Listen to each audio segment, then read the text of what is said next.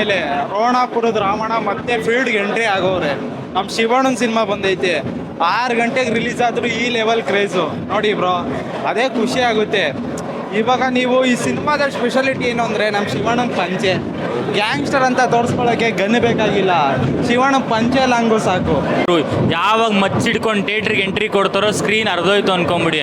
ಏನಕ್ಕಂದ್ರೆ ಅವ್ರ acting next ಲೆವೆಲಲ್ಲಿ ಇರುತ್ತೆ. ಈ ಕನ್ನಡ ಚಿತ್ರರಂಗದಲ್ಲಿ ಶಿವಣ್ಣ ಅವರು ಎಲ್ಲ ಪಾತ್ರಕ್ಕೂ ಒಂದು ಮೆಸೇಜ್ ಕೊಡ್ತಾರೆ.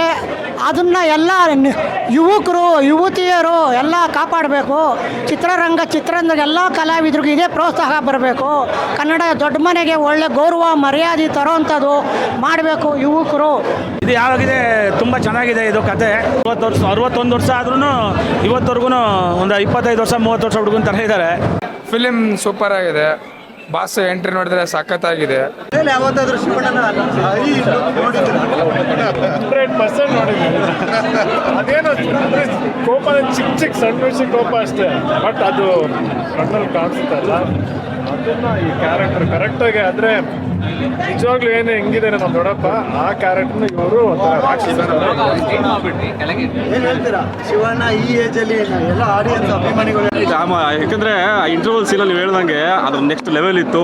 ಒಬ್ಬ ಮನೆಯ ಅತಿಥಿಯಾಗಿ ನೀವು ಎಷ್ಟು ಎಂಜಾಯ್ ಮಾಡಿದ್ವಿ, ಮನೆ ಮಗನಾಗಿ ಆ ಥರ ಸಿಕ್ಕಾಪಟ್ಟೆ. ಅಂದರೆ ಈ ಫಿಲಿಮ್ ಮಾತ್ರ ಪಕ್ಕಾ ಮಾಸು, ದೊಡ್ಡಪ್ಪ ಸಿಕ್ಕಾಪಟ್ಟೆ ಕ್ಲಾಸ್ ಆಗು ಕಾಣಿಸ್ತಾರೆ.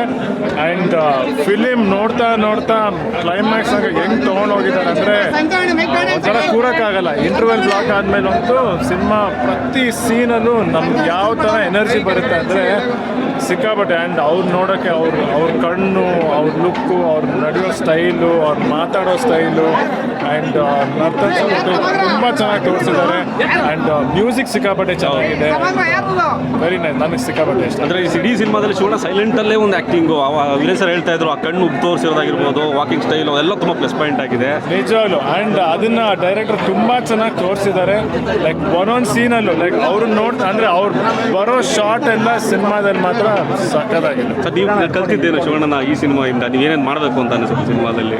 ನಿಜವಾಗ್ಲು ಪ್ರತಿ ದಿವಸ ನೋಡ್ತಾ ಕಲಿತಾನೆ ಇರೋದು. ನಿಜವಾಗ್ಲು ಅವರು ಎಕ್ಸ್ಪ್ರೆಷನ್ನ ಎಷ್ಟು ಸಟಲ್ ಆಗಿ ಒಂಚೂರು ಎಕ್ಸ್ಪ್ರೆಷನಲ್ಲಿ ಅಷ್ಟೊಂದು ಇಂಪ್ಯಾಕ್ಟ್ ಕೊಡ್ತಾರಲ್ಲ ಆಡಿಯನ್ಸಲ್ಲಿ, ಅದು ನಿಜವಾಗ್ಲೂ ಪ್ರತಿಯೊಂದು ಆ್ಯಕ್ಟರ್ ಕಲಿಬೇಕಾಗಿದೆ. ಸರ್ ವಿನಯ್ ಸರ್, ನೀವಾಗಲೇ ಹೇಳ್ತಾ ಇದ್ರಿ ಶಿವಣ್ಣನ ಆ್ಯಕ್ಟಿಂಗ್ ಬಗ್ಗೆ, ಕಣ್ಣು ಬಗ್ಗೆ ಮಾತಾಡ್ತಾ ಇದ್ರಿ. ಇನ್ಫ್ಯಾಕ್ಟ್ ನಾವು ಕೂಡ ಸೇಮ್ ಫೀಲಿಂಗು ಥಿಯೇಟ್ರಲ್ಲಿ ಕೂತ್ಕೊಂಡು ನೋಡ್ಬೇಕಾದ್ರೆ ಅಪ್ಪ ಕಣ್ಣು ಎಷ್ಟು ಅದ್ಭುತವಾಗಿದೆ, ಒಂಥರ ಸಿನಿಮಾ ಥರ ನೋಡೋಣ ಫೀಲ್ ಆಗ್ತಿತ್ತು.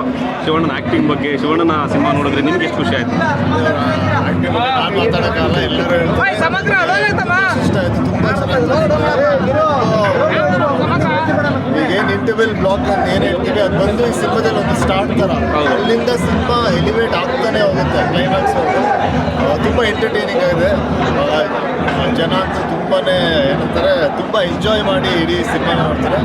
ಆಯ್ತಾ, ಮೂವಿ ಅಂದರೆ ಇಂಥ ಒಂದು ಏಜಲ್ಲೂ ಈ ಥರ ಒಂದು ಇದು ಎನರ್ಜಿಕಲಿ ಮೂವಿ ಮಾಡ್ಬೋದಂತ ತೋರಿಸ್ಕೊಟ್ಟಿದ್ದಾರೆ ಅಂತಂದರೆ ಸೂಪರ್ ಅಣ್ಣ. ಎಲ್ಲರಿಗೂ ಏಜು 25, 26, 27, 40, 45, 48 ಆ ಥರ ಏಜ್ ಹೋಗ್ತಾ ಇರ್ತಂತೆ. ಶಿವಣ್ಣನಿಗೆ ಉಲ್ಟಾ 60ರಿಂದ 59, 56, 58 ಆ ಥರ ಉಲ್ಟಾ ಬರ್ತಾ ಇರುತ್ತೆ.